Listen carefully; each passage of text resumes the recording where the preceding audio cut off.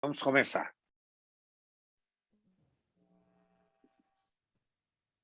Muito boa noite a todos. Eu sou Antônio Carlos Chagas e tenho o privilégio de presidir o Departamento de Aterosclerose de nossa Sociedade Brasileira de Cardiologia, para que possamos ter hoje à noite mais um dos nossos encontros de grupos de estudos em doença aterosclerótica. E hoje o nosso privilégio é imenso, porque estaremos recebendo um dos grandes baluartes da nossa cardiologia brasileira, o nosso querido professor Marcos Vinícius Bolívar Malaquias. O professor Malaquias dispensa qualquer apresentação, mas tenho que destacar o fato de ser o governador tão atuante no nosso Distinguished Chapter do American College of Cardiology. E é também professor da Faculdade de Ciências Médicas de Minas Gerais, na cidade de Belo Horizonte, e ex-presidente de nossa Sociedade Brasileira de Cardiologia. Portanto, é para o nosso DA uma enorme satisfação contar hoje com o professor Marcos Malaquias, nos abrilhantando com os seus conhecimentos e principalmente com sua recente experiência na Harvard Medical School, onde ele desenvolveu um trabalho magnífico de pós-doc. Eu tive a oportunidade de acompanhar essa trajetória brilhante do Marquinhos. E eu passo, então, a palavra ao nosso diretor, querido professor Henrique Triabianchi, que é o responsável pela organização e pela coordenação desses nossos encontros com grupos de estudos. Henrique, a palavra é sua.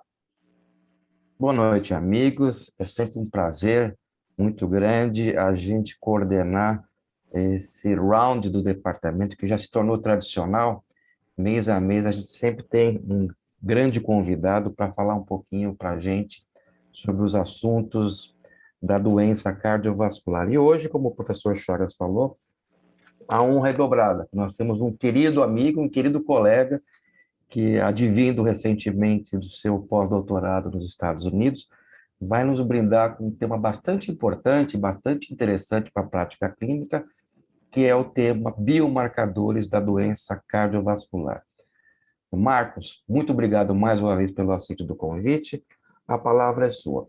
Eu peço para todos os colegas que estão conectados deixarem o seu microfone na modalidade mute e, eventualmente, alguma dúvida, você pode fazer isso no final da apresentação ou via chat. Marquinhos, obrigado mais uma vez. A palavra é sua. Obrigado, querido Henrique, querido Chagas, por esse honroso convite. É uma alegria redobrada.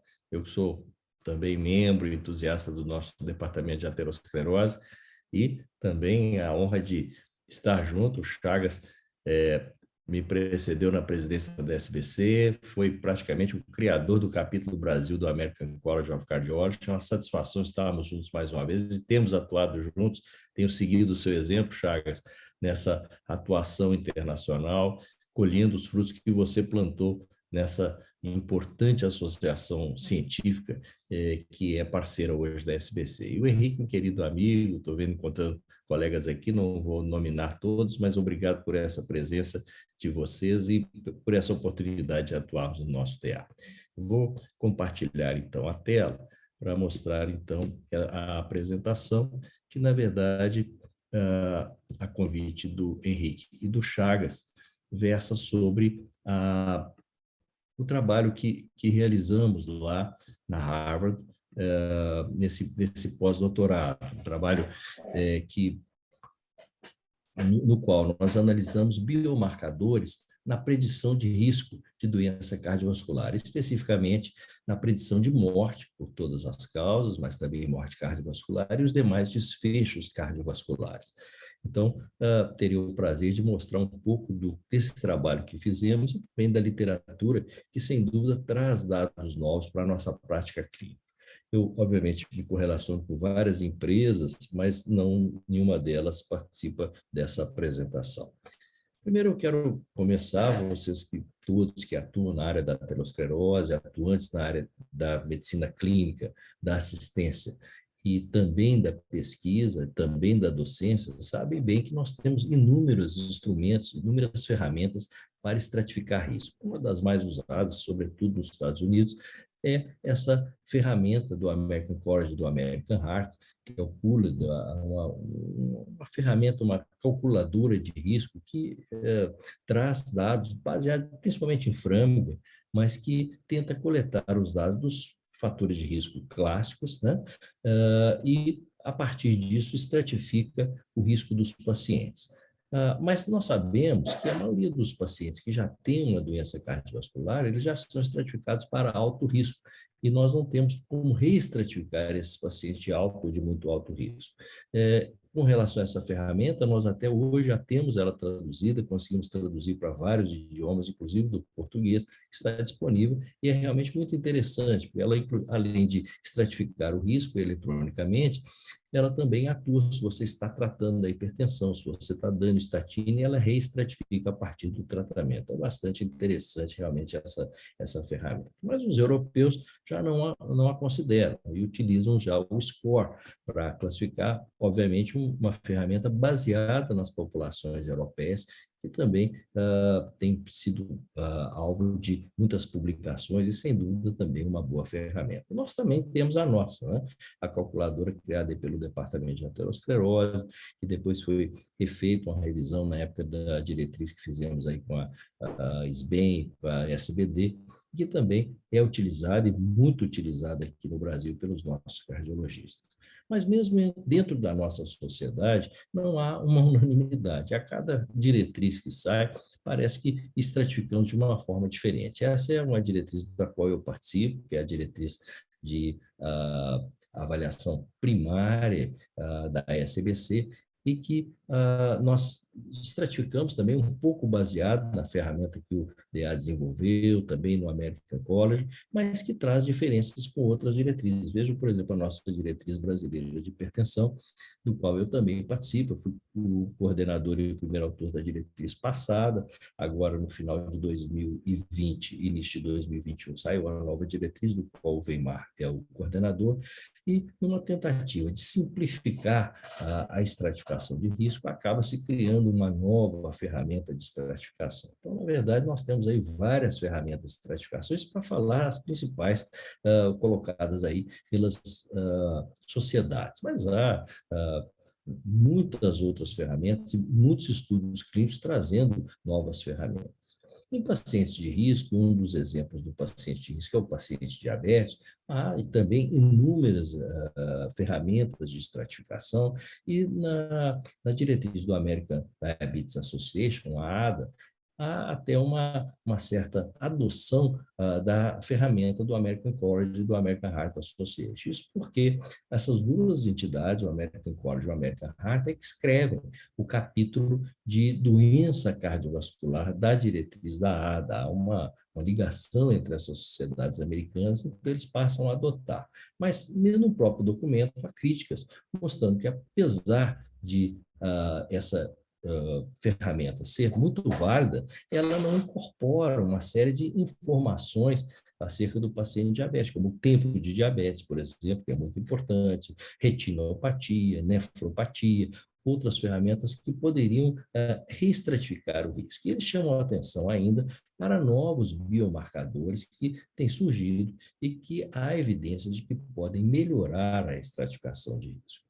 É dentro dessa perspectiva que têm surgido novos elementos. Um deles, o mais importante, talvez, incorporado recentemente, apesar de não constar nas diretrizes, mas incorporado na prática clínica, tem sido o score de cálcio. Nós sabemos que pacientes diabéticos, pacientes de alto risco, que têm um índice de cálcio, aquele índice de Agatston mais elevado, tem risco mais aumentado e merece uma investigação maior. Hoje, até a decisão quanto ao uso de estatinas, em muitos casos, pode se basear no score de cálcio.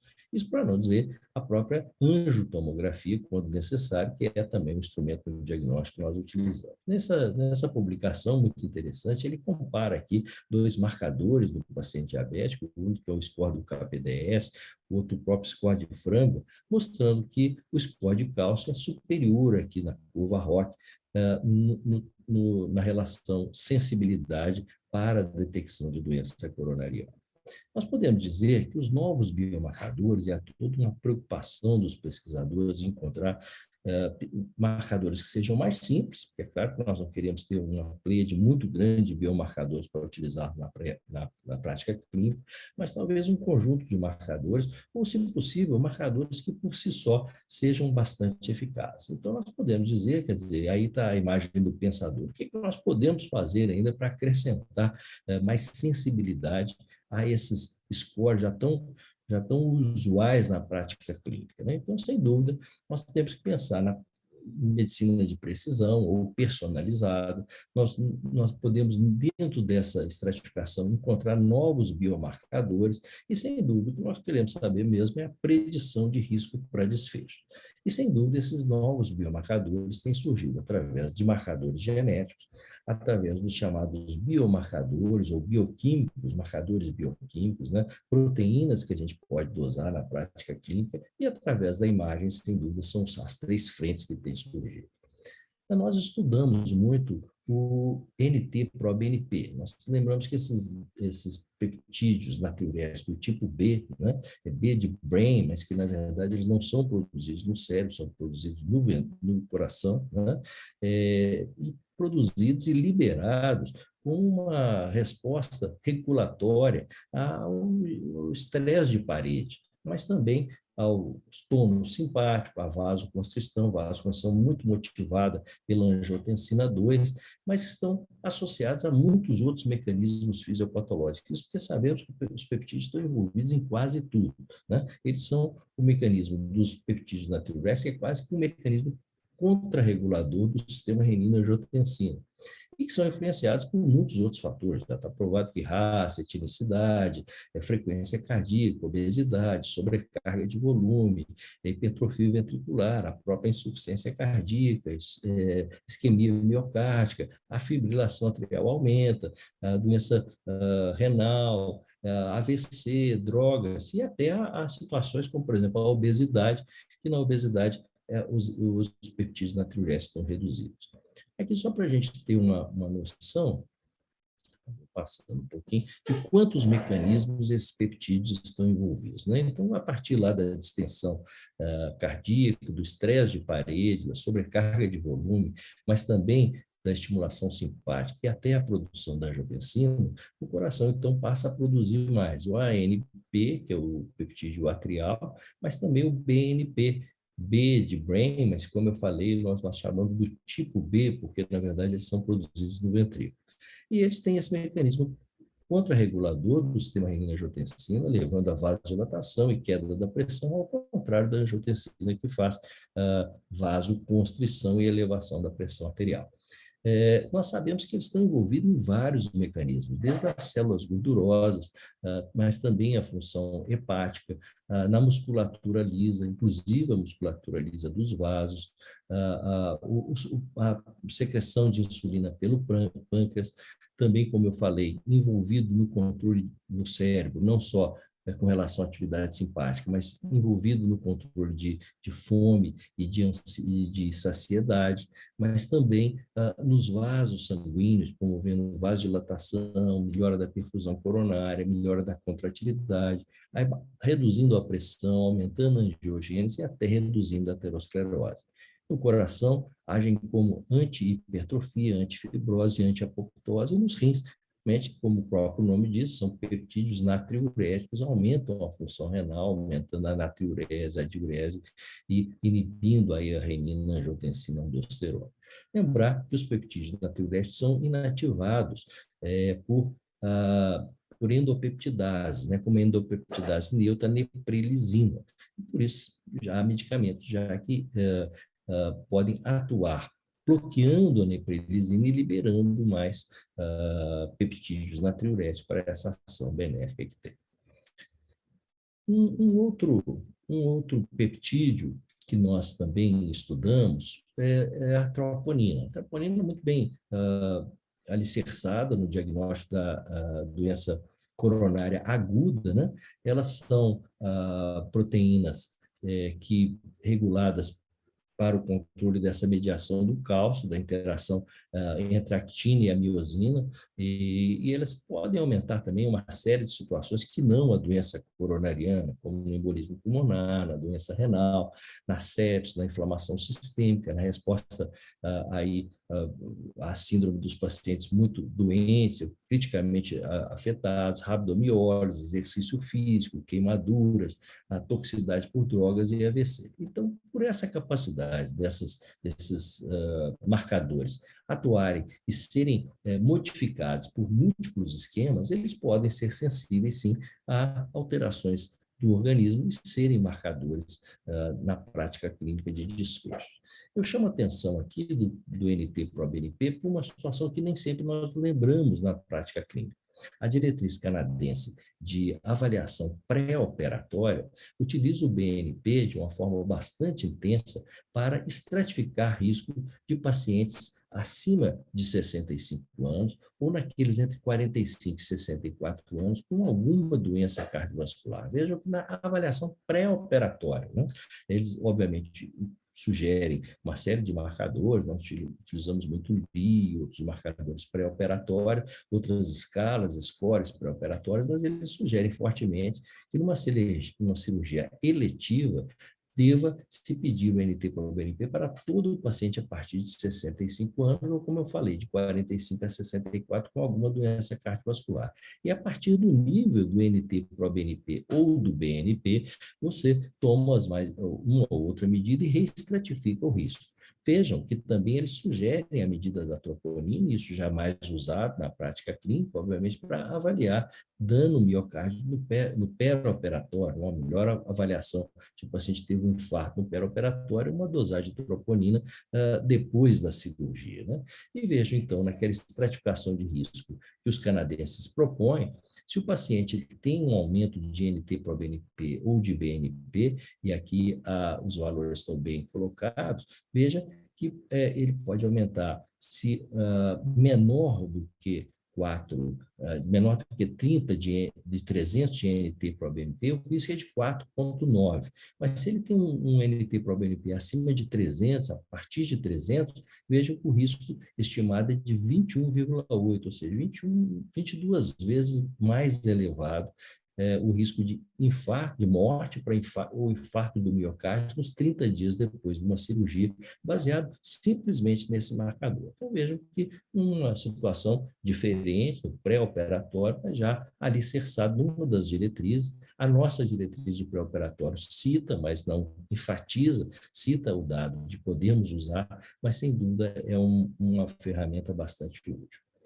Na prática clínica e na literatura, o que é que nós temos em termos de NT-proBNP? Vejam que já no ano de 2011, esse autor já avalia que em pacientes com hipertensão que têm um NT-proBNP elevado, e veja que não muito elevado, a partir de 133, nós sabemos que a maioria dos kits consideram o NT-proBNP normal até 121.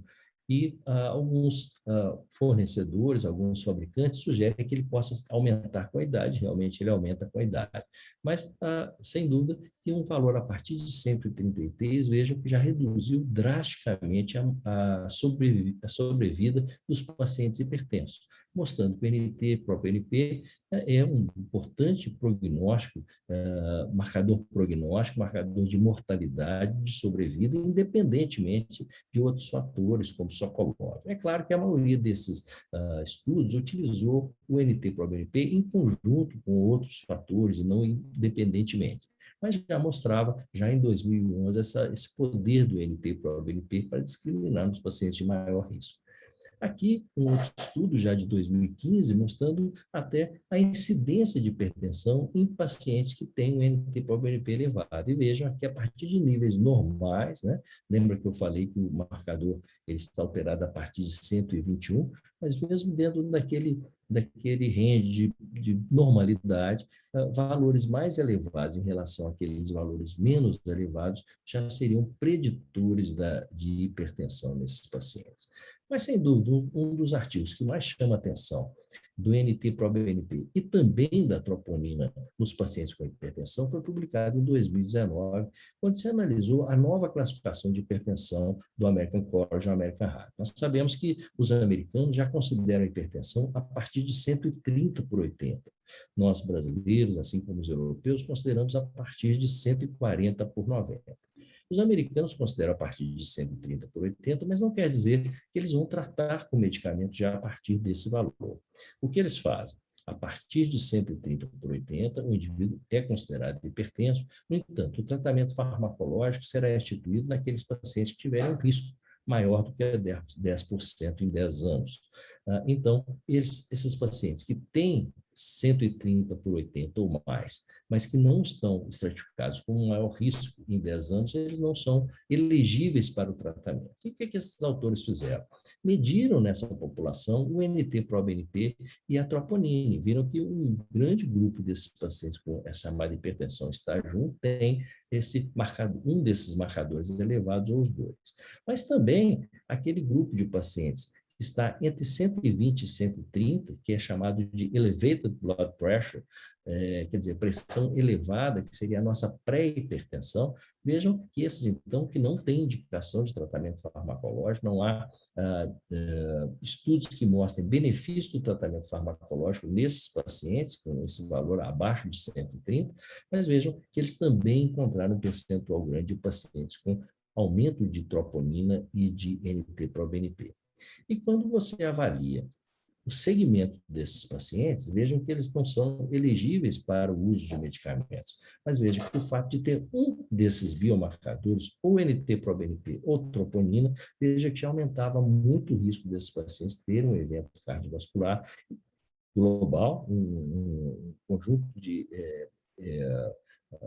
desfechos cardiovasculares e a insuficiência cardíaca. E aqui sim, a população, 12 mil pacientes retirados aí do ERIC, do Dallas Heart Study e do MESA, mostrando o benefício de se avaliar esses pacientes que, sem dúvida, têm um risco aumentado, bem aumentado, e muito próximo, até no caso da insuficiência cardíaca, dos pacientes que já teriam a hipertensão estágio 2 dos americanos, que é o estágio 1 para os brasileiros. E aqui, dessa mesma publicação, mostrando, então, esses indivíduos. Vejam o amarelo lá em cima, seria o estágio 2, mas vejam os pacientes em roxo, aí que teriam o estágio 1, mas com pelo menos um dos marcadores elevados, né? Então, vejam que o fato de ter um dos marcadores elevados já reestratifica, né, esses pacientes aí, mostrando que realmente o risco está elevado. Nós também checamos essa população do ERIC e numa publicação que já está aprovada para publicação no Journal of Clinical Hypertension. A gente está aguardando a publicação nos próximos dias, já foi aprovado o artigo. Nós estudamos na população do ERIC, como sabemos, é um grupo populacional que tem sido acompanhado por muitos anos. Aqui, num acompanhamento de 20 anos, nós avaliamos os pacientes que tinham hipertensão chamada resistente ou aparentemente resistente. Aparentemente resistente porque para ser resistente mesmo tem que fazer o mapa. E como é uma população que é acompanhada, nós não tínhamos o dado do mapa. Então, aparentemente resistente. E vejam que realmente esse grupo que tem essa cor aí cinza esverdeado lá em cima, tem uma incidência cumulativa do desfecho primário aí de primeira hospitalização, ou infarto, ou AVC, ou insuficiência cardíaca ou morte, muito elevada em relação às pessoas que têm hipertensão controlada, ou até não tratada, ou mesmo esses indivíduos que tinham a pressão controlada. Então, é claro, quanto mais alta a pressão e quanto menos controlada, maior o desfecho. Então, isso nós estamos mostrando. Agora, um dado interessante dessa publicação, o Magnus é o primeiro autor, nós começamos a fazer esse estudo, mas eu voltei para o Brasil, o Magnus concluiu esse estudo lá, então eu sou o segundo autor da publicação. O dado interessante é que quando nós olhamos troponina e NT-proBNP, nós vamos ver aqui embaixo que ela vai aumentando à medida que a pressão vai elevando esses indivíduos. Então, se nós compararmos com o não hipertenso, ou o hipertenso controlado, ou o não tratado, ou não controlado, vejam que o hipertenso resistente, que é aquele que tem mais desfecho, tem também níveis bem mais elevados, todos os dois significativos, de NT-proBNP e também de troponina, mostrando que, além da hipertensão, esse marcador é também um marcador de desfechos desfavoráveis. Uma outra publicação muito interessante, antiga, talvez a primeira delas, eu deveria até ter colocado esses slides mais na frente, avalia o NT-proBNP em pacientes que foram considerados no acompanhamento de pacientes com diabetes. Nós falamos primeiro da hipertensão, então vamos falar agora do diabetes do tipo 2. E eles selecionaram pacientes que foram encaminhados para a clínica de diabetes e aqueles que não foram encaminhados, que lá foram avaliados pela primeira vez. Então, obviamente, nessa população de pacientes que foram referendados para a clínica, eram pacientes mais graves, e os outros não referendados eram pacientes menos graves, né? Mas vejam que, utilizando aqueles valores aqui de BNP, eles não tinham NT para BNP, 120 para BNP é elevado, e quando eles avaliam o paciente com o NT, com o BNP elevado, vejam que a incidência, a sobrevivência dos pacientes foi bem menor daqueles pacientes que tinham elevação do BNP, nesse caso, pacientes diabéticos. Foi uma das primeiras publicações na população de diabetes. Bruno avaliou numa população italiana também o NT-proBNP a partir não de níveis tão elevados, a partir de níveis considerados até normais. Vejam, menor que 41, 41 a 90, 91 a 200 e maior que 200, mostrando novamente que realmente o NT-proBNP aqui associado, quer dizer, quando nós adicionamos o NT-proBNP na estratificação de risco, ele também mostra uma menor sobrevida naqueles pacientes que têm um NT-proBNP elevado. Na própria população do ERIC, e nós olhamos muito o ERIC, um dos braços do ERIC é lá na Harvard, o grupo que a gente trabalhava, que é do Mark Pfeffer e do Scott Salomon, é responsável pelos ecocardiogramas lá do ERIC. O Scott Salomon é o coordenador da avaliação ecocardiográfica dos pacientes do estudo ERIC. Então, vejam que aqui ele mostra que o NT-proBNP e a troponina são marcadores importantes aqui para a insuficiência cardíaca, para a doença coronária e para a AVC. No caso do AVC, o NT-proBNP não é tão bom, a troponina é um pouco melhor. E nessa mesmo estudo, vejam aqui que eles são marcadores até mais significativos do que os scores, os marcadores tradicionais, os chamados fatores de risco convencionais, e o próprio eletrocardiograma mostrando hipertrofia. Nós sabemos que a hipertrofia ventricular esquerda vista pelo eletrocardiograma é uma hipertrofia mais grave que aquela detectada precocemente no eco ou na ressonância. Então, aquela que aparece no eletrocardiograma é uma hipertrofia mais significativa, e essa associação da hipertrofia no eletro com desfechos favoráveis é vista desde os primórdios dos estudos de frango. Mas vejam aqui os biomarcadores cardíacos também mostrando bastante sensibilidade. Mas um dos estudos que mais nos chamou a atenção foi justamente do grupo que eu fui trabalhar lá na Harvard, do grupo do Scott Salomon e do Mark Pfeffer. E esse colega, o Emil Volsky, que é um colega lá da Escandinávia, havia feito uma análise também de uma população, de um estudo também em pacientes diabéticos, e foi o estudo ELIXA, e esse é um grupo muito particular de pacientes que foram avaliados muito precocemente após uma síndrome coronariana aguda. Esses pacientes foram selecionados para receber o inibidor de SGLT1, que era a lixisenatida, um agonista de GLP-1, um agonista de GLP-1, a lixisenatida, para ver se esse medicamento nos pacientes diabéticos com síndrome coronária aguda reduziria desfecho nessa população. Como vocês sabem, o estudo ELIXA foi um estudo neutro. A lixisenatida não mostrou benefício nesses pacientes, nessa classe de pacientes, nos 180 dias após uma síndrome coronariana aguda. Mas tinha ali um conjunto de pacientes no qual o banco de dados foi estudado. E o Emil Volsky mostrou que nesses pacientes, o BNP, o NT-proBNP, alguns países utilizavam o BNP, alguns países utilizavam o NT-proBNP, foram marcadores muito fortes de desfechos. E, curiosamente, ele encontrou pela primeira vez esse dado de que o BNP e o NT-proBNP sozinhos foram preditores de morte tão bem quanto todas as outras variáveis combinadas. Ou seja, uma população muito selecionada de pacientes diabéticos tipo 2, numa síndrome coronariana aguda, 180 dias depois da síndrome coronariana aguda, mas chama atenção essa frase aqui do abstract, mas sem dúvida que é melhor explicada no texto do artigo. E esse foi o objetivo de nossa pesquisa, foi ver se isso que tinha sido visto nessa população tão particular, tão especial, que é dos pacientes diabéticos numa síndrome coronariana aguda, poderia se repetir em outras populações. Aqui o dado do estudo do Emil, aí que foi publicado no JAHA, no Journal of American Heart Association. Então, esse foi, primeiro, o nosso objetivo, procurar nas outras populações, primeiro, qual seria o melhor grupo de variáveis que nós poderíamos encontrar para predizer o risco numa população que já é de alto risco. Pacientes diabéticos, tipo 2, que já tem alguma doença renal ou alguma doença cardíaca. É que era essa população que nós selecionamos. Nós selecionamos a população do estudo Altitude.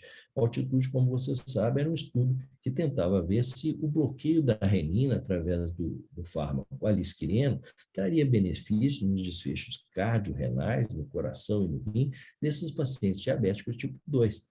Que já estavam em uso de pelo menos um antagonista do sistema renina-angiotensina. Era no tempo que se achava que fazer um duplo bloqueio do sistema renina-angiotensina traria benefício. Era uma premissa que foi depois vista que não era verdadeira.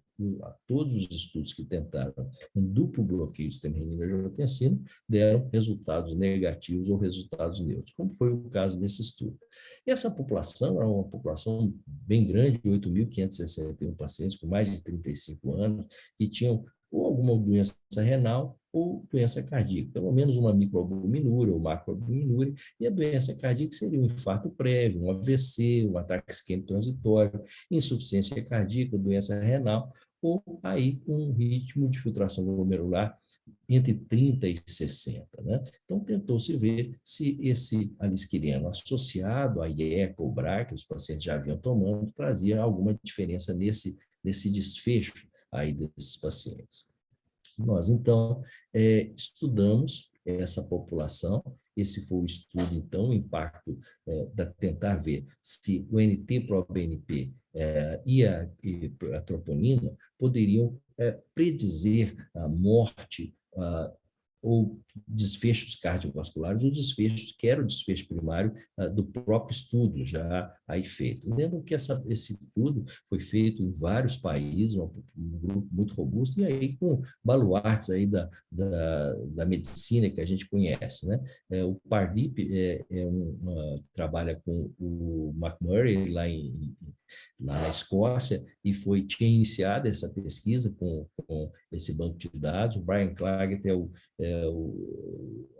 uma pessoa que trabalha com bioestatística, um dos grandes nomes da bioestatística. O Magnus, esse colega da Escandinávia, ele é da Suécia, que estava lá com a gente também. Ele é um endocrinologista também fazendo com a gente.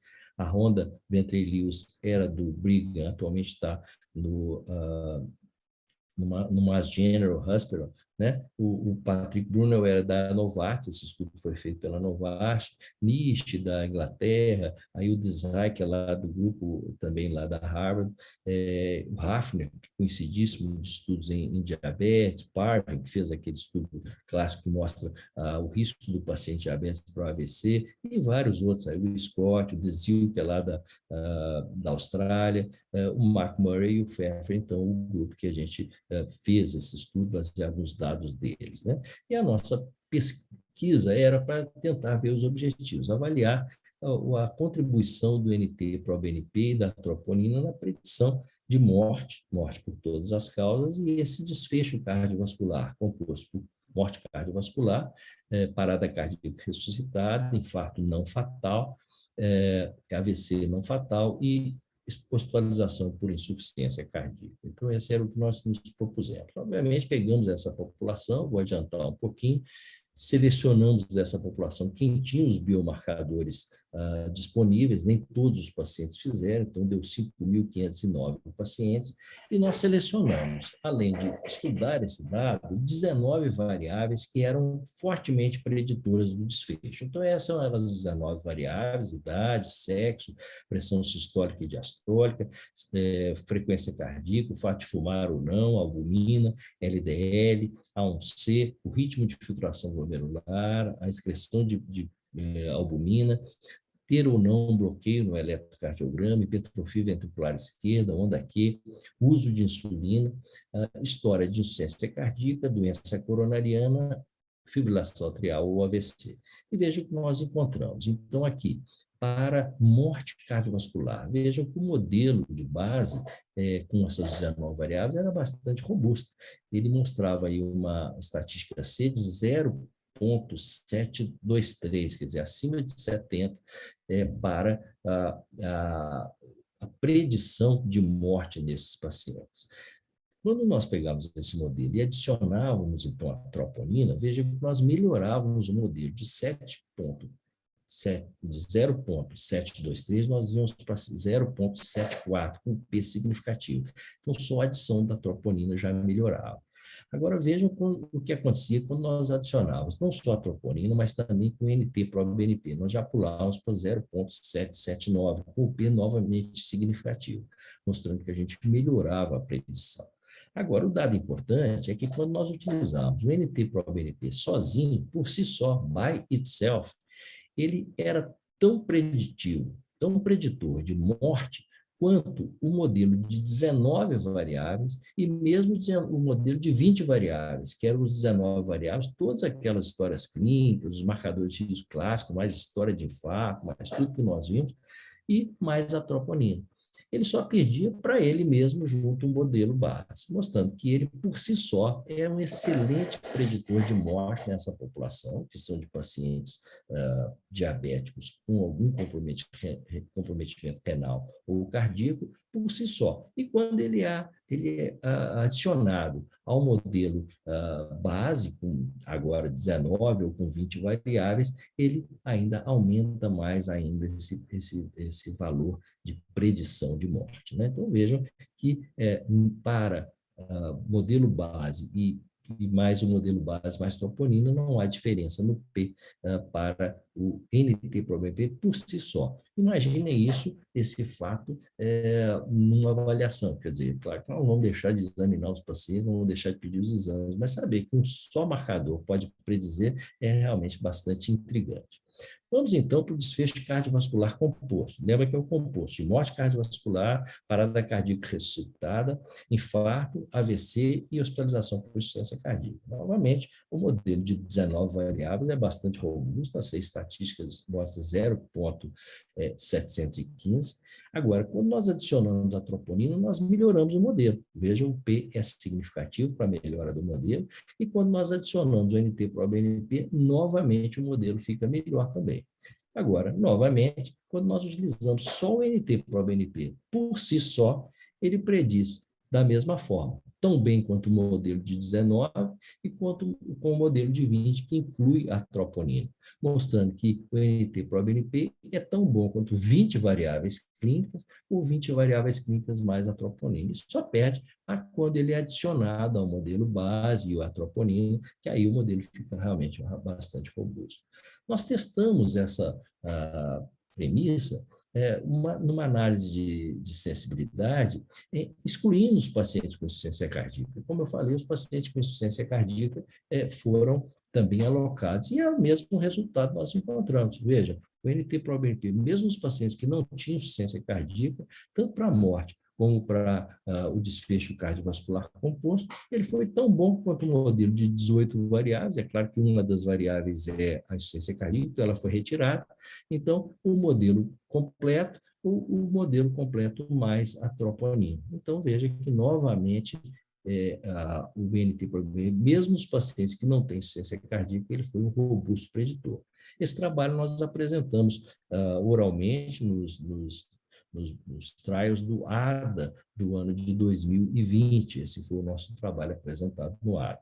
E depois, o artigo nós submetemos e publicamos no Journal of American Heart Association, dizendo aqui que o NT-proBNP, por si só, prediz morte e desfechos cardiovasculares em pacientes de alto risco com diabetes tipo 2. Essa, então, é a imagem da publicação, mostrando aqui, comparando, aqui nós já fomos direto para o modelo de 20 variáveis, quer dizer, as variáveis clássicas, 19 mais a troponina, e mostrando que o NT-proBNP é tão bom para predizer do que as 20 variáveis, e quando ele é adicionado ao modelo das 20 variáveis, ou das 19, se você não tiver troponina, ele fica realmente mais potente para predizer morte. E quando nós vamos para o desfecho cardiovascular, é a mesma coisa. Ele é tão bom quanto o modelo bastante robusto, com todas as variáveis clínicas que estão aqui embaixo, para predizer desfecho cardiovascular.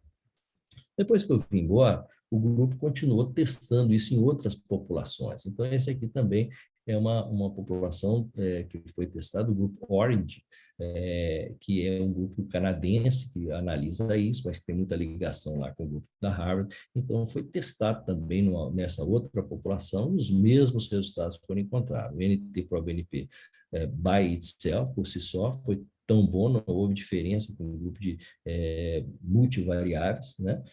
As variáveis clínicas, tanto para o composto global, como para todas as causas de mortalidade. Então, essa publicação foi do Magnus, né, esse colega que trabalhou com a gente lá, que fez agora junto com o grupo canadense. E depois que a gente publicou, começaram a sair uma série de outras publicações, mostrando que provavelmente é um caminho que a gente vai utilizar e que o NT-proBNP pode ser muito útil para populações, principalmente para pacientes diabéticos, mas para populações de risco. Esse é um estudo muito interessante, saiu no Cardiovascular Diabetology, mostrando aqui, sim, o NT-proBNP novamente, aí, by itself, né, sendo numa curva ROC melhor para estratificar o risco do que a própria score o europeu, né, o SCORE, e um score modificado, que é aquele da ESC, junto com a Sociedade de Endocrinologia Europeia. Então, a Sociedade de Diabetes Europeia. Então, vejam aqui, em verde, o NT-proBNP na curva ROC performando melhor do que os outros scores de risco. Também um estudo que, inclusive, cita o nosso trabalho, assim como o do Mário também cita o nosso trabalho na avaliação do NT-proBNP.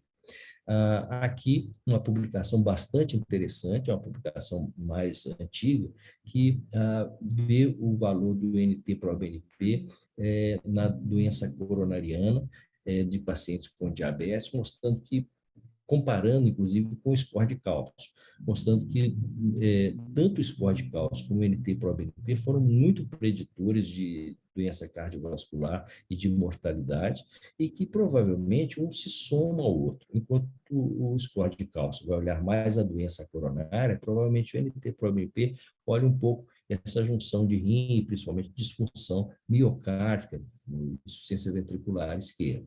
E aqui mostrando essa associação, que quanto mais aumenta o score de cálcio, mas também aumenta o NT-proBNP. Então, quando você avalia aí o desfecho para a doença cardiovascular, tanto para o desfecho cardiovascular composto, como para todas as causas de mortalidade, os dois aumentam. E, provavelmente, quando se soma os dois, nós temos muito benefício. Um outro artigo que a gente está preparando também, nós submetemos agora para a publicação, foi a avaliação do NT-proBNP na população também do ERIC, agora não especificamente hipertenso, não especificamente diabetes, mas na população de idosos, né? Fizemos um modelo, né? Tem o modelo 1, modelo 2, que vocês vão ver. O modelo 1 contém todas aquelas variáveis, idade, sexo, raça, colesterol, HDL, LDL, todos esses fatores.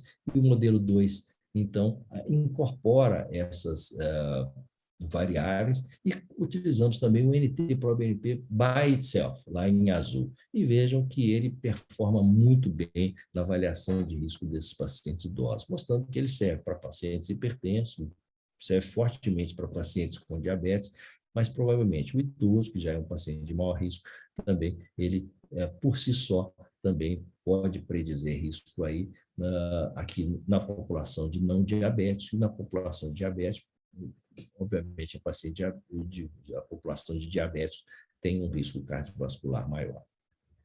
E, por fim, vejam que a gente não está utilizando ainda na prática clínica, o NT-proBNP ainda não consta nas diretrizes, mas já há dados evidentes de que isso possa ajudar. Eu tenho utilizado na prática clínica dos pacientes e é impressionante como você pega um NT-proBNP, às vezes alterado, no paciente diabético, você já fica atento. Então, talvez seja até um guia para nós utilizarmos melhor essas chamadas drogas cardioprotetoras e nefroprotetoras, os antidiabéticos, naquele paciente que já apresenta com NT-proBNP aumentado, que certamente terá mais desfecho. Mas enquanto a gente não utiliza nas diretrizes, vejam que o pessoal das seguradoras já descobriram isso. E vejam que essa publicação já é de 2017 e esse autor já mostra a análise do NT-proBNP para predizer mortalidade por todas as causas na população de pacientes que fazem a solicitação de um seguro de saúde. Ou seja, já os securitários, né, as seguradoras de planos de seguros, já utilizando o NT-proBNP. E aqui eles fazem um dado muito interessante. Eles, primeiro, no lado mais à esquerda, eles utilizam na população inteira o NT-proBNP e comparam com a mortalidade. E do lado de cá, eles comparam na população que informou ter doença cardíaca ou que não informou. Nós sabemos que muita gente que faz seguro de vida, eles muitas vezes mentem e não dizem que tem a doença cardíaca, pois justamente eles estão utilizando isso como um marcador da falta, da omissão da informação da doença cardíaca. Então, veja que tanto na população que disse yes, quanto a população que disse no para a doença prévia, eles encontraram um aumento do NT-proBNP relacionado à mortalidade. Então, vejam que as seguradoras aí já estão atentas a esse marcador e já utilizam, assim como eles utilizam os scores de risco, que nós bem utilizamos, eles utilizam também para avaliar o risco do paciente e até para colocar o valor da apólice de seguro daqueles que os pleiteiam, né? Eu termino essa apresentação agradecendo a oportunidade de estarmos juntos aí, talvez eu tenha me alongado um pouquinho, mas nós começamos um pouquinho mais tarde, dizendo que esses biomarcadores têm tido um valor reconhecido no diagnóstico de muitas doenças. Sem dúvida, nós usamos NT-proBNP e BNP para insuficiência cardíaca, utilizamos a troponina para a doença coronária, mas, sem dúvida, esses marcadores podem ajudar em muito na melhor estratificação de risco dos nossos pacientes. E o nosso grande entusiasmo tem sido com o NT-proBNP, embora a troponina também possa colaborar, mas o NT-proBNP, by itself, por si só, como um marcador forte de risco para a morte e para complicações cardiovasculares. E hoje nós estamos no mundo da inteligência artificial, vocês vejam a incorporação de um dado desse tão simples, né, na avaliação, quer dizer, um dado que independe de exame clínico, independe do dado clínico, vejam a importância disso para estratificar o risco, estratificar a população e até para nos guiar para melhores tratamentos, talvez tratamentos mais cardioprotetores. Eu agradeço a sua oportunidade, essa atividade é junto com a nossa Faculdade de Ciências Médicas, então obrigado pelo convite, honroso convite, e pelo destaque para a nossa faculdade aqui, Faculdade de Ciências Médicas. Muito obrigado, amigos. Parabéns, professor Marcos, sempre muito prazeroso, proveitoso as suas considerações. Marcos, nós temos algumas perguntas, mas antes que eu comece a ler, eu queria, para esquentar o nosso encontro, mostrar aqui, eu estava comentando contigo nos bastidores, tem uma publicação relativamente recente, acho que no American College of Cardiology, numa corte emanada do MESA, que pegou não só pacientes diabéticos, mas eram pacientes diabéticos, não diabéticos e o tal dos pré-diabéticos. Acho que era uma corte de 5.000 pessoas e realmente, ratificando inclusive o que você mostrou, a adição desses dois biomarcadores adicionou um risco adicional a esses pacientes, não só para os grandes desfechos, mas também para a insuficiência cardíaca. Então, realmente, esse seu achado, esse seu encontro vem realmente pautar uma nova modalidade na cardiologia preventiva e tratativa. Marquinhos, eu me dou a liberdade de chamar assim, Marquinhos.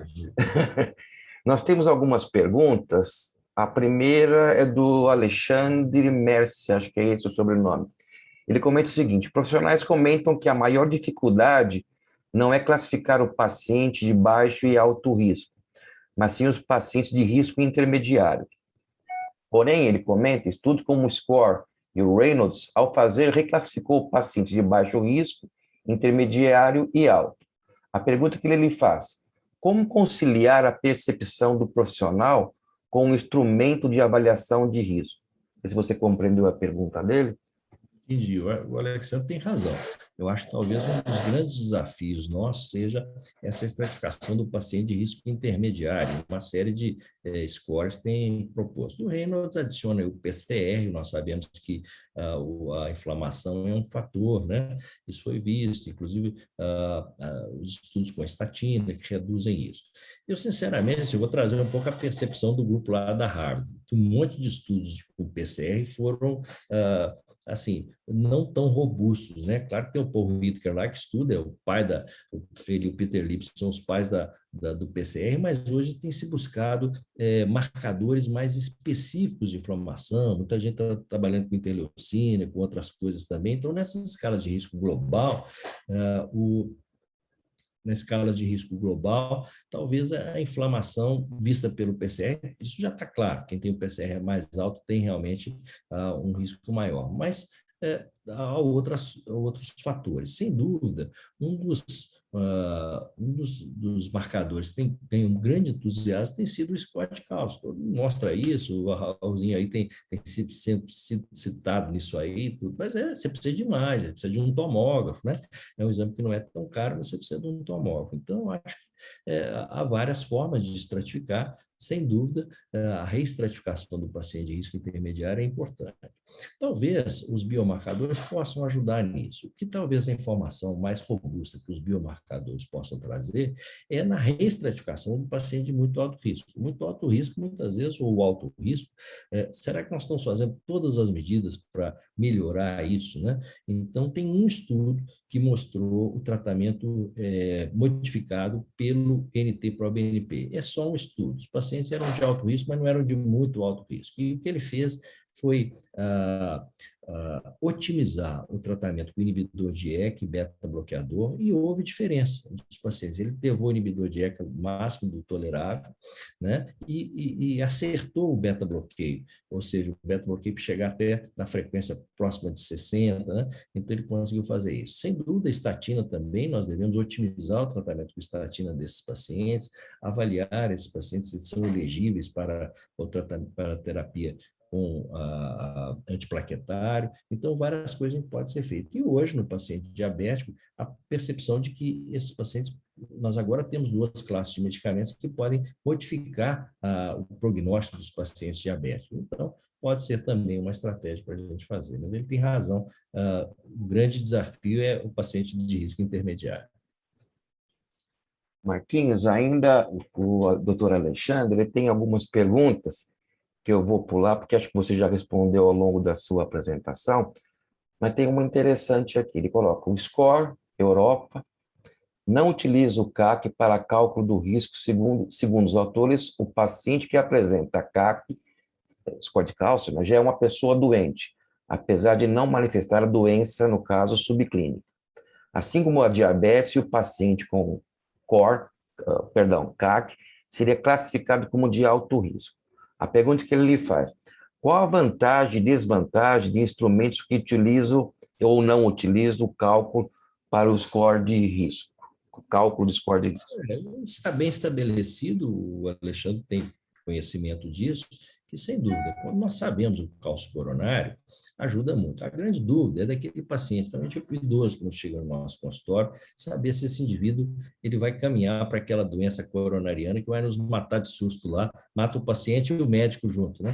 Então, é a grande dúvida. Então, nós temos utilizado, né, os testes funcionais são muito usados, a gente manda fazer teste de aguamétrico, manda fazer cintilografia dos pacientes. Será que o teste funcional é melhor do que o score de cálcio? E há uma tendência Embora todos nós somos formados na escola da cardiologia clássica, nós todos somos formados para ver função, né? Vamos ver função primeiro e depois a gente olha a imagem. Mas há uma tendência de que a gente passe a utilizar mais o exame de imagem, porque o score de cálcio é mais preditivo do que o teste ergométrico e do que a cintilografia.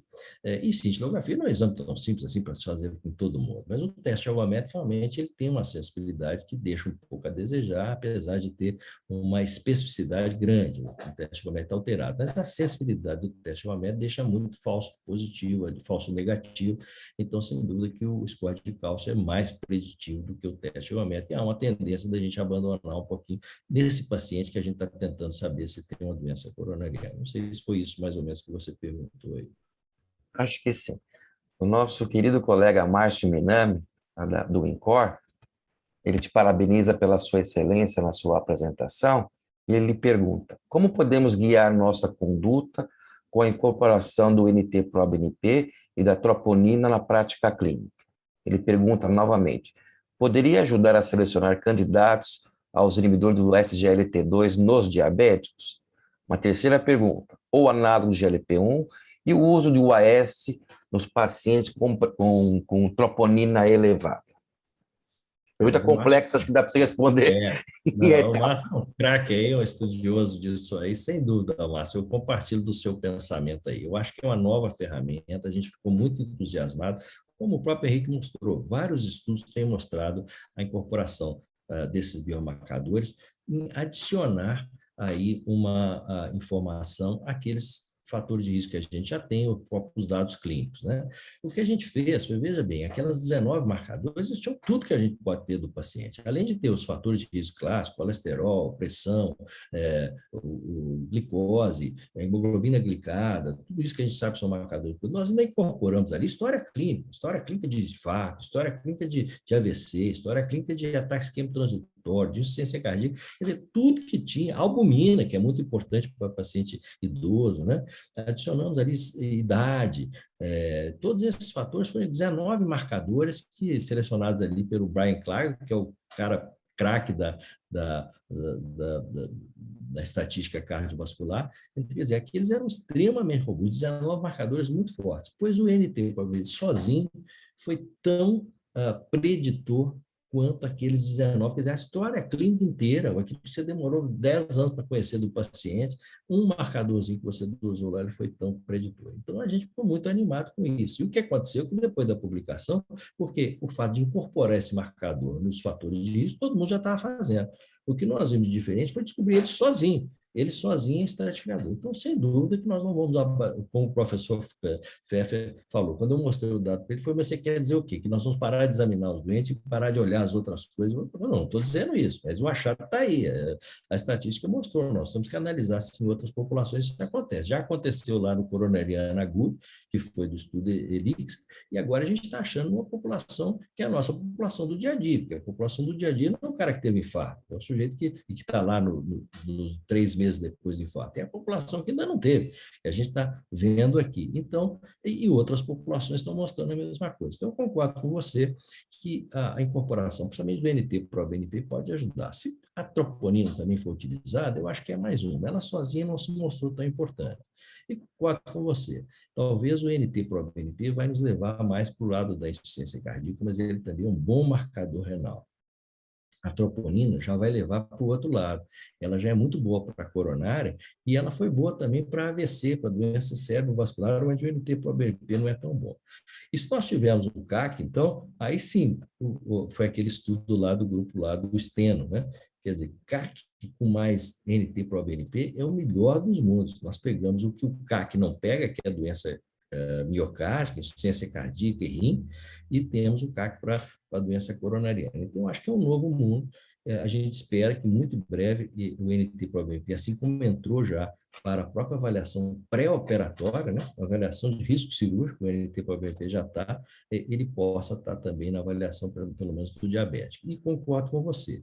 Eu acho que esses marcadores alterados no paciente diabético pode nos indicar, eu acho que são caminhos para a gente fazer pesquisa. Selecionar o paciente diabético, aquele que tem o NT-proBNP elevado, quem sabe ele vai se beneficiar mais desses novos medicamentos. Eu já tenho feito isso na prática clínica. Quanto ao AS, também uma saída, quer dizer, que a gente pode pensar, quer dizer, qual é aquele o paciente já tem a doença coronária, não tem problema, mas é aquele que ainda não teve. O que já teve infarto é a questão de um segundo, né? Um segundo antes ele não tinha infarto, um segundo depois ele já é pós-infartado, né? Então, talvez seja, sim, mas a pesquisa vai ter que nos ajudar nisso. Obrigado pela pergunta, inteligentíssima aí. Marquinhos, deixa eu fazer uma pergunta um tanto quanto provocativa. Quando a gente analisa as análises de sensibilidade, especificidade, baseada na estatística C, nas curvas ROP, a gente prima por detectar valores preditivos positivos. Você mostrou de uma forma muito elegante o valor de predição positiva para esses ditos novos biomarcadores. E os valores de predição negativa? Quais são os dados que você encontrou? Ou seja, o paciente que não tem elevação desses novos biomarcadores, ele está mais protegido? O que a gente viu, quando você vê lá aquela curva, e por isso nós fizemos aquela curva dividida em 10, né, os DCIs, né? Os DCIs é impressionante. Quando você passa do NT-proBNP de um valor dentro da normalidade, já dá um pouquinho de diferença. Mas quando você sai do valor do NT-proBNP, que é considerado normal, 120 até 121, e você pula para 200, a dobra dele, você aumenta em 4 vezes a morte e 4 vezes o evento cardíaco, que é uma coisa impressionante. E 200 você acha toda hora no consultório. Basta começar a pedir que você vai ver, né? Então, quando você vai para 300, para 350, teve gente que tinha 15 mil.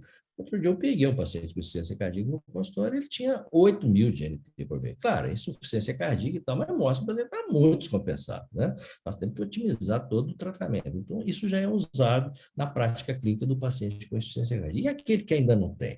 E os pacientes, a quantidade de pacientes que nós temos que tem insuficiência cardíaca com fração de ejeção preservada, e que a gente não lembra que ele tem insuficiência cardíaca, né? O paciente com fibrilação atrial, o paciente que tem hipertrofia ventricular esquerda, o paciente que tem um átrio aumentado, que já tem o início de uma disfunção. A gente não lembra desse diagnóstico. Eu falo que é uma doença negligenciada, a insuficiência cardíaca com fração de ejeção preservada. E esse morre tanto quanto de fração de ejeção reduzida, né? Então, são pacientes que a gente pode otimizar. Então, o que eu posso te dizer é isso. Se você pega dentro daqueles DCIs, né? Por isso a gente não fez em tertil, quartil, quintil, a gente fez em decil, para poder ver justamente aquilo, como é que vai subindo. Então, quer dizer, a dobra daquilo aumenta em 4 vezes a mortalidade, é muita coisa. Ótimo. Eu estou vendo que nós temos a presença também do Dr. Miguel Moretti. Moretti, se estiver nos ouvindo, você quer fazer algum comentário adicional? Amigo Moretti. Oi, fala, Marquinhos, tudo bem? Bom, amigo. Tudo certo. Não, imagina, estava aqui apreciando essa excelente apresentação. Realmente faz toda a diferença essa pesquisa que vocês desenvolveram e trabalharam junto. Eu acho que é um grande passo. A minha única preocupação é o quanto a gente vai demorar para conseguir incorporar isso na prática de verdade, né? Que nem hoje você tem todos esses marcadores, todas essas formas de avaliar o risco do paciente que a gente usa no nosso dia a dia, no consultório. Quanto tempo você acha que a gente vai demorar para poder incorporar também mais essa de uma forma dinâmica, de uma forma do dia a dia? Obrigado, Moretti. Sua pergunta é fantástica. Esse dado de procurar ali as companhias de seguradoras foi ideia do FEF. Ele falou, Marcos, você já olhou se as companhias seguradoras estão pedindo NT-proBNP? Eu falei, de onde o senhor tirou isso? Quando a pressão, ele trabalhou, o FEF começou a trabalhar com hipertensão, né? Ele trabalhava com hipertensão e depois foi para a insuficiência cardíaca. Falou, os primórdios da hipertensão, todo mundo sabia que pressão matava, mas ninguém acreditava, né? Agora, quando inventaram o aparelho de pressão, as pessoas não usavam, porque o que adianta medir pressão se a gente não tem nada para fazer com ela, né? Mas as companhias seguradoras foram as primeiras a incorporar o aparelho de pressão e começavam a medir a pressão e começavam a ver, eu tenho um slide, quando eu dou aula de hipertensão, de dos primórdios, né? Nós temos 120 anos do aparelho de Riva-Hort, né? Os primórdios, quase 100 anos atrás, 50, 80 anos atrás, eles mostrando, eles mediam a pressão e quem tinha 120, 130, e comparavam com quem tinha 150, 170, que eles morriam muito mais, né? Então, os primeiros a incorporar o aparelho de pressão não foram os médicos, foram as companhias seguradoras, né? Porque eles acharam ali um instrumento de ver quem morria e quem não morria, e eles podiam aceitar o seguro de vida ou não, ou cobrar mais daqueles que tinham coisa. Então, a ideia foi do Pfeffer. Vem cá, você descobriu um negócio aqui, um novo aparelho de pressão. Vamos ver se as seguradoras já estão fazendo. E não é que estão, já estão fazendo, e não só estão fazendo, como também há estudos mostrando que eles estão fazendo dosagem de NT para o bebê pós-mortem. O cara morreu lá e o seguro vai pagar ou não. Ele declarou que ele não tinha doença cardíaca. Eles dosam no coração do cara depois que morreu para ver se ele tem um NT-proBNP elevado. É melhor do que fazer autópsia, aquelas coisas todas. Então, tem estudos até mostrando NT-proBNP pós-morte pedido pelas companhias seguradoras. Então, é o que você falou. Nós somos, às vezes, lentos nisso. Nós precisamos de tanta evidência, de tanto consenso, de tanta gente falar bem da coisa, até que aquilo entre na diretriz. Mas, sem dúvida, eu acho que é uma coisa que poderia ser incorporada. Tanto que o Marcelo Bertolucci, que é lá o diretor científico da SBD, quando viu esses dados da gente, me pediu e a gente está preparando um artigo junto com o grupo lá da Harvard, ele também, eu aqui, a gente está preparando uma revisão sobre o NT-proBNP para publicar nessa revista do diabetes, síndrome metabólica, aí está com um fator de impacto muito alto, a revista da SBD, né? Então, nós estamos preparando isso na tentativa de aumentar esse conhecimento e difundir mais para ver se isso chega nas diretrizes. A gente vai ficar muito feliz se um dia for incorporado, Moretti. Eu acho que não é só uma questão da gente ficar feliz, vai ficar muito mais fácil você poder, inclusive, tratar o seu paciente, né? Porque, assim, eu estava ouvindo você falar agora, eu me lembrei de uma frase que o professor Adib disse uma vez quando perguntaram para ele qual era a melhor forma de tratar um infarto agudo do miocárdio. Mas sabe qual foi a resposta dele, né? Não. A resposta dele foi: a melhor forma de tratar um infarto agudo do miocárdio é não ter um infarto agudo do miocárdio. Então, essa resposta dele para mim, ela resume todo o esforço que pesquisadores como você e como outros colegas, o Minami, o grupo do Raul lá no INCOR, fazem no intuito de tentar prever quais são aqueles pacientes em que vão se beneficiar realmente de um tratamento mais agressivo, de um tratamento mais pontual. Eu acho que todas essas formas de marcação são válidas, desde que a gente possa usar no nosso dia a dia. Porque não adianta também a gente usar só lá no consultório do protocolo para aquele paciente, enquanto que a maior parte da população continua ficando naqueles marcadores tradicionais. Mas parabéns mais uma vez pela apresentação e pelo conteúdo de tudo.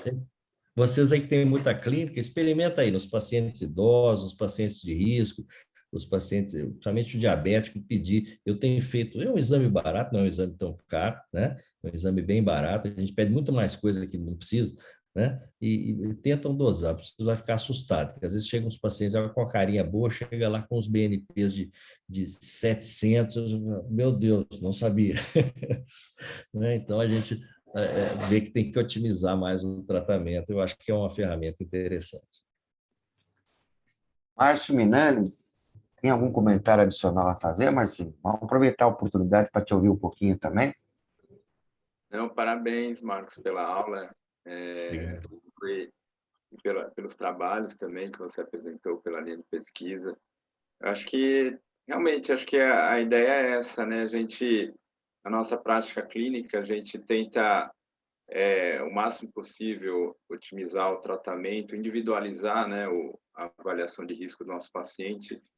Eu acho que essa questão dos biomarcadores vieram para ficar, porque a gente acaba, às vezes, se surpreendendo, né? Aquele paciente que você realmente não dava muito valor em termos de risco, né? Mas quando você avalia algum desses biomarcadores, você, na verdade, vê que ele tem um risco maior do que você imaginava e que aquilo pode mudar o tratamento dele e ter um impacto no futuro, né? Em termos de redução de risco. É algo que a gente vem fazendo com o score de cálcio, né? Vem incorporando bastante há um certo tempo. E agora acho que no futuro, acho que provavelmente as diretrizes, né, devem começar a incorporar também o BNP, o NT-proBNP, na nossa estratificação de risco, principalmente dos pacientes aí diabetes ou pacientes com hipertensão, né, como você mostrou. Então, acho que esse vai ser o futuro mesmo. Parabéns. Obrigado, Márcio. Eu sou também entusiasta do score de cálcio. Os trabalhos de vocês aí são fantásticos, né? Então, eu acho que realmente a gente tem até dúvida, né? De tanto teste ergométrico que a gente anda pedindo aí, se a gente não deveria estar mudando a rota para o score de cálcio. É verdade. Professor Chagas?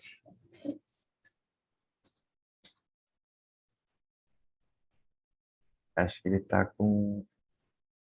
Oi, professor. Desculpa, estava fechado o meu microfone. Muito bom. Olha, eu quero fazer um registro histórico, que é o seguinte. Quando se começou a estudar e identificar que o estresse atrial produzia substâncias, um brasileiro, pesquisador brasileiro, que teve que sair do Brasil na época da Revolução de 64, vocês se lembram, vários pesquisadores brasileiros tiveram que deixar o país, mas esse pesquisador, que é brasileiro, apesar do nome, Thomas Mack, foi para a Universidade Cornell, nos Estados Unidos. E ele descobriu as primeiras evidências sobre esse peptídeo e deu a esse peptídeo o nome de auriculina. Marquinhos talvez tenha levantado sobre esse fato. E, posteriormente, Debold, na Mayo Clinic, um nefrologista, foi quem melhor determinou e deu os primeiros ensaios sobre a produção do peptídeo atrial. E depois tivemos toda a evolução. E você hoje, Marquinhos, está trazendo um caminho que nós antes achávamos que era mais relacionado só à parte cardíaca, e você agora traz uma relação, uma das principais doenças de risco cardiovascular, que é o diabetes mellitus. E até com perspectivas muito importantes de influência no tratamento e na sobrevida. Então, vejo que a ciência é isso. São pecinhas sobre pecinhas, tijolinho sobre tijolinho, e o tempo é que vai mostrando como as descobertas devem ser consideradas e devem ser testadas. Então, eu tenho muito que cumprimentar você, Marcos, pelo seu trabalho. Você ficou com um grande amigo meu, que é o Mark Pfeffer, e que realmente tem uma história brilhante, inicialmente na hipertensão, posteriormente ele com a falecida esposa dele, a Janice Pfeffer, no estudo da remodelação ventricular, os primeiros grandes estudos mostrando a eficácia do inibidor da enzima de conversão captopril no pós-infarto, e agora toda essa nova fase de pesquisa que vocês estão desenvolvendo e que você, durante seu pós-doc lá na Harvard, pôde realmente contribuir com o grupo do professor Pfeffer e com o Salomão. Então, é um trabalho realmente hercúleo, mas de grande satisfação.